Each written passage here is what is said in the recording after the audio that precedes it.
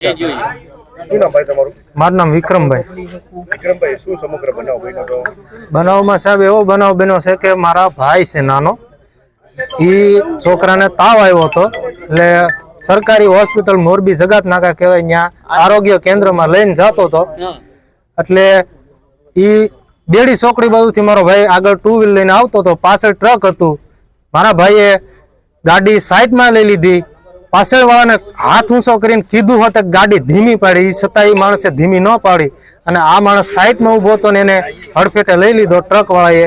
અને સ્થળમાંથી 8 વર્ષના બાળકનું મોત થયું છે અને મોટો એનો પપ્પા હતા, એને લાગ્યું છે, એ બચી ગયો, એને કાંઈ થયું નથી. ટુ વ્હીલ અને બાળક 8 વર્ષનું હતું એનું, એ બે હાવ ડેથ થઈ ગયા છે. હા, અને આગળના વ્હીલમાં લઈ લીધા, બાળક ઓફ થઈ ગયું છે. ડમ્પર